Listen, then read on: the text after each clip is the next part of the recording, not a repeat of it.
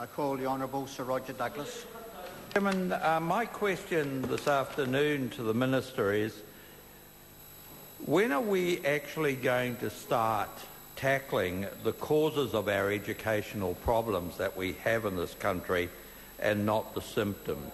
The fact is that schools fail the bottom 20% of pupils. And the fact also is that 40% of Maori leave school without basic qualification. The fact is also that we currently spend 50% more educating a secondary school child than we did in 2000, yet over the same period more Maori failed NCEA Level 3 than they did previously.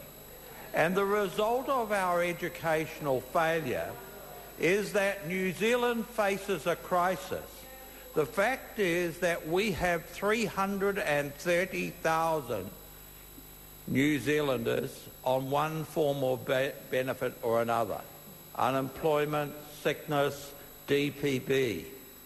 And the one fundamental characteristic of that 330,000 people who are on benefit is that they failed, or the education, or to put it better, the education system failed them.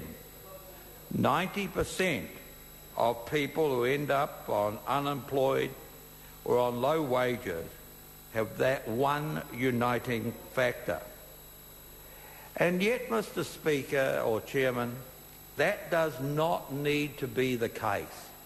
We have some exceptional schools in New Zealand where young people achieve, but there are many others where young people do not succeed, and I could take you to a large number. Mr. Chairman, there are 4 or 5 characteristics of those schools that achieve. The first characteristic of schools that achieve, and the most fundamental, is that they have an outstanding principal. And if we want New Zealand schools to achieve, then that is where we need to start. And if we have to have more immigration to achieve it, we should. And the reason that those schools is achieve is that that principal will demand and get the best out of their teachers. But more particularly, it is an expectation. There is an expectation that the young children will, or the children will achieve, and they do. And the other characteristic of those schools is when the kids fall behind, they bring them up to date. I visited recently a school in Ruatoria, Maori school, full immersion, 132 pupils, and the expectation of that school was that every child that went through that school would go on to tertiary education, and they do. And I'll tell you, they were the smartest looking kids that I'd seen around. They were, I started looking at my shirt. Did my shirt get anywhere near as close as those? And I think that you can see, Mr. Chair, that there are schools that these children can achieve. There is a study that was done, this is an Australian school, but it applies here in New Zealand, the same sort of thing. That school had 87% of their pupils came from homes, beneficiary homes, solo mothers and the like. It was so bad that the equivalent of the education department here put in a new headmaster and basically said, we're going to leave it to you.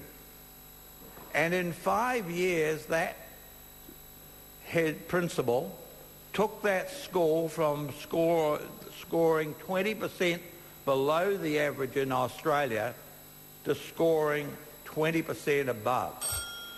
And again, Mr. Speaker. You were seeking a second call? Yes. Yes. Honourable Sir Roger Douglas. And Mr. Speaker, the point there, Mr. Speaker, was that that school or that principal ensured that they got the most out. He got the most out of the teachers, and there was an overall expectation that the children at that school would succeed. And they went from 20% below the average level of scoring, which they do in Australia, to 20% above. That school was well ahead of many private schools. And the fundamental reason was about expectation and about ensuring when a child actually fell behind that they were brought up to date. We know what to do, and it is a disgrace that we allow in this country a situation where 20% of young people come out of our schools bound for the scrap heap. We have over 20% of youth unemployed. And then we have probably another 20% who barely make it and are likely to work on the minimum wage. And we can do something about that because we know what to do. It starts by having an exceptional principal, and that is where we have to go. And when I visited schools recently, what were the requests that principals made to me? The first was that they'd like to train their own teachers. They'd like to be able to employ and train their own teachers on the job and then send them off for the theoretical work that they might require.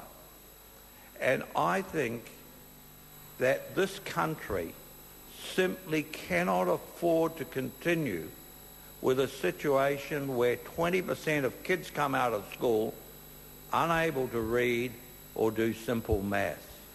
We know these kids can learn, and it is a tragedy that we don't do something about it. There is clear evidence of a number of New Zealand decile 1, 2 schools where the kids are achieving, and yet at others they're not. So, Mr. Speaker, it seems to me that we know what to do. Let's get on with the job and do it. Mr. Chair. Thank you, Mr. Chair. I'm really pleased to be able to stand here on behalf of the Māori